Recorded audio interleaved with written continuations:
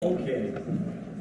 That's what true friends are for. 25 years USAID in Macedonia. Yeah.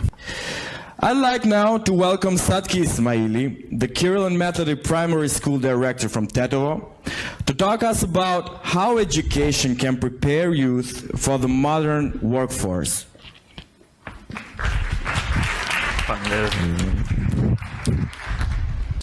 Greetings to everyone. I will give my opinion as I have 30 years of experience in teaching, and just to show you my point of view of why you're not working today as youth, but you're here sitting and listening to our speeches. As you know, in the previous 2 years in the Republic of Macedonia, we have an outflow of young people to Europe, not being able to find a job and not being able to fulfill the weird, sometimes, criteria of employers and their institutions. We all know that by beginning our school, the tendencies are, the point is to end our schooling and to have as many diplomas as we can and to have an approach to the labor market. But while we think that we are doing this and fulfilling this condition, what do employees think? Usually they are foreign investors and the internal institutions. To explain better this phenomenon, we have to see what the educational system offers in the Republic of Macedonia, what kind of cadres it prepares for the workforce. You know that there were many changes in the Republic of Macedonia as far as education is concerned and many reforms, but we have also testings of international testings in our country as TIMSS PISA pearls are, and they are showing only a decline of the quality of the educational process in the Republic of Macedonia. What can we do? We have to do what is our obligation and duty, and that is to have reforms that will be fully preparing the new staff for the labor market.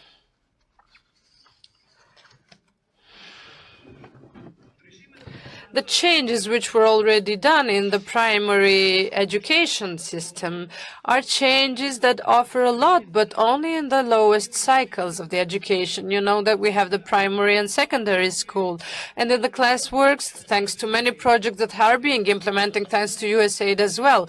I will mention what is the most fruitful and gives more result. Is reading makes us leaders. I am a teacher for almost 30 years, and I'm being considered as very successful also in the country and abroad. I have been a representative of many projects abroad, and what we can notice here in the primary cycle is that the students' competencies are fulfilled thanks to the trainings that for these 3, 4, or 5 years this USAID project has done in the Republic of Macedonia. But does this happen continuously in the Republic of Macedonia? Not, unfortunately. In the higher education, it gets even weaker. Imagine you're a teacher in the primary, secondary, or higher education school, and you do not have any professional trainings during this period. What does it happen? It happens that we do not have an adequate labor market, what labor market requests for the new staffs. 2 years ago in the Republic of Macedonia, in the primary education, we had innovations and entrepreneurship as a subject. But what happens is that with a one-day training, around 200 teachers are forced to teach this class in the Republic of Macedonia. This is the same as you today. You'll follow 5 or 6 hours of innovations and entrepreneurship, and we say, okay, now you have to prepare the new generations and prepare them for the labor market. Is it possible that if I am a math teacher to offer from tomorrow, after a one-day training I had, to prepare you for biology lessons? What does it happen? But what does happen in the future? It happens that this stuff that we're trying to enter into the second cycle of education, they only have a few extracurricular activities, maybe in certain companies, but these are only visits, only visual visits. No program is enabling a good cooperation of schools with the different business in the municipalities where we are.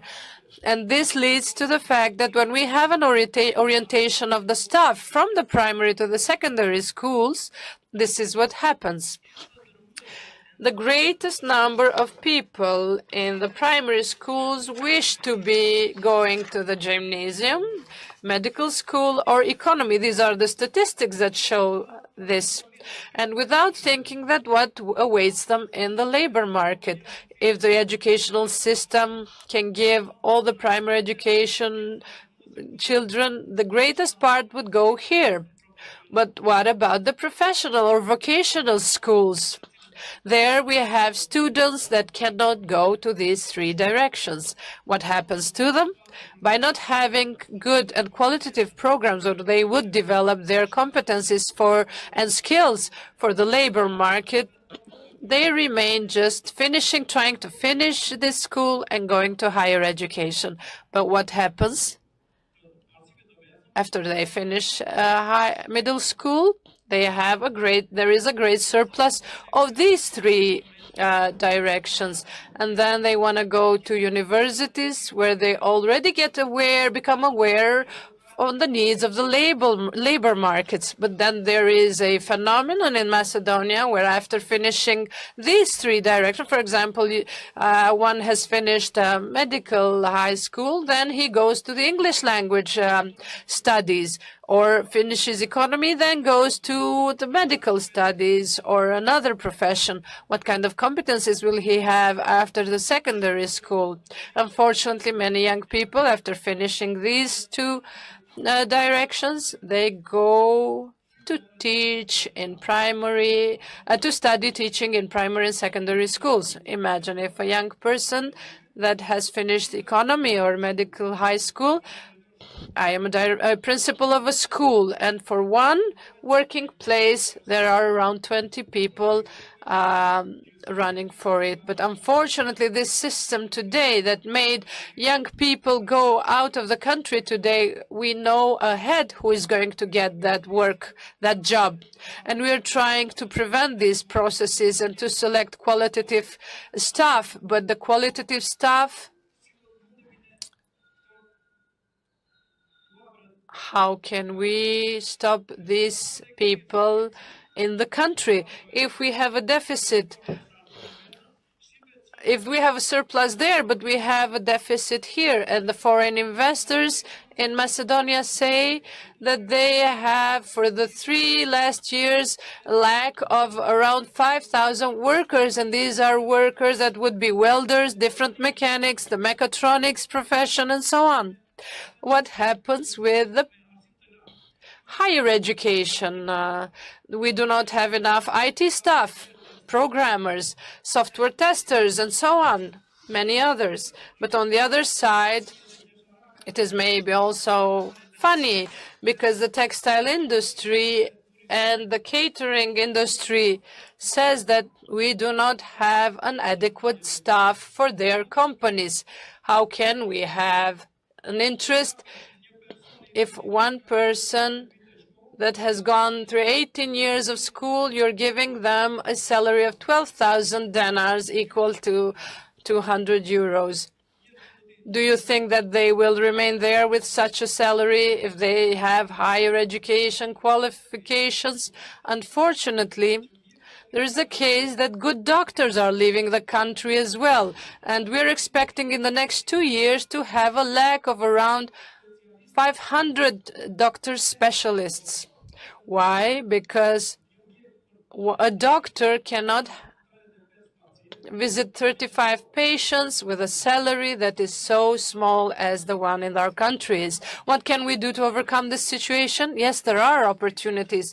And the opportunities are that the ones that are preparing the curriculum for the educational system to have a close cooperation with the business sector, to know exactly that the ones that are going to go to middle schools to know what the requests are, what the needs are of the of the labor market. It's not enough to have a number. This number has to be oriented somewhere, and the business sector has to be included in this program of preparing the staff for the next, for the future labor market.